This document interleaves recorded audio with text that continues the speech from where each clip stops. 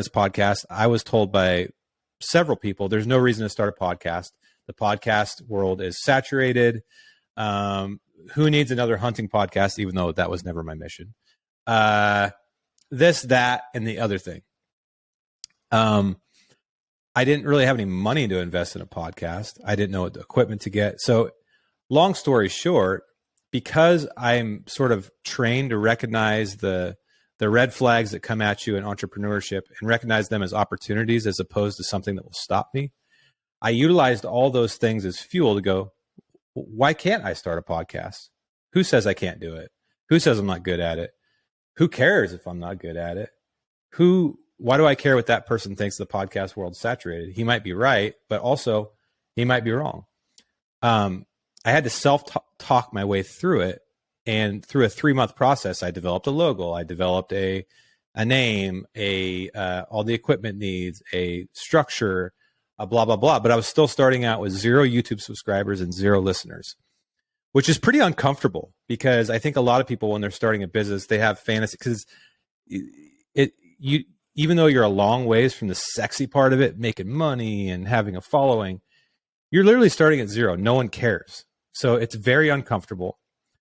But when I got it to like the 70%, 75% range, I launched it. And that was 8 months ago. And I had audio problems. I had video problems. I asked stupid questions. I said stupid things, which, by the way, that will probably never end.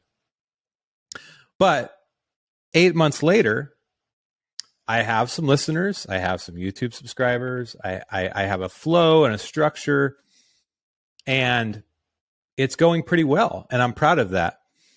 But the reason I'm telling that story is I think to all you hunters out there, starting a business or a project is not much different than that trip that you planned all year in the backcountry. So just follow with me for a second.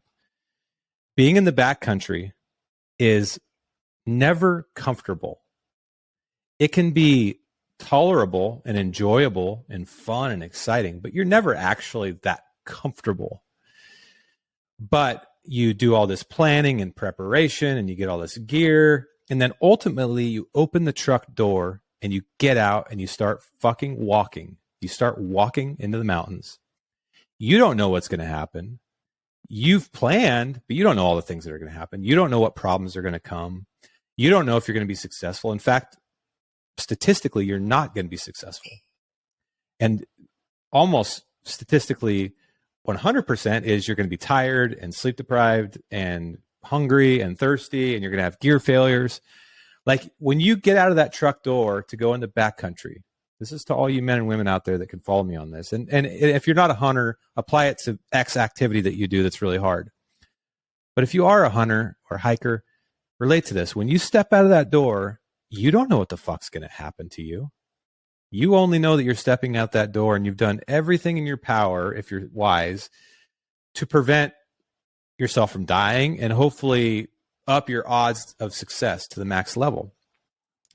But you're accepting the fact that you're going to be very uncomfortable. You're going to be sleeping on rocks. Your air pad might deflate. You might not find water where you thought you're going to find water. You might get food poisoning. Beaver fever. You might your tent might break. You get your sleeping bag wet and can't dry it out. Whatever it is, you might fall in a freaking river. You're accepting those risks, and starting a project or a business is no different. The only way that you're ever going to get started is to actually start. You can plan and circle the wagons. And I probably had, 10 or 15 people reach out to me about starting a podcast. Man, that's so cool you started a podcast. I would love to start a podcast. And my answer to them is, what's stopping you? It's not actually that hard to do. If you just want to start a podcast. If you want to do it well, it does take some forethought, but starting a podcast, you can just literally download an app on your phone and buy a cheap microphone, or not even buy a microphone and record it into your phone and upload it onto a platform, and it goes everywhere, including Spotify and Apple and all the things. That's not the problem. The problem they're running into is they are paralyzed by the risks and the fears that they know they're going to have to deal with. They don't necessarily have the coping mechanisms. They haven't made that decision to open the truck door and get out and start walking. even when it's not perfect, because it won't ever be perfect. You have to be comfortable with those risks and comfortable with the fact that you're going to feel alone. You're going to have fear, and you're not going to know, hell, you may never make money on it. Just like you do when you get out to get in the backcountry.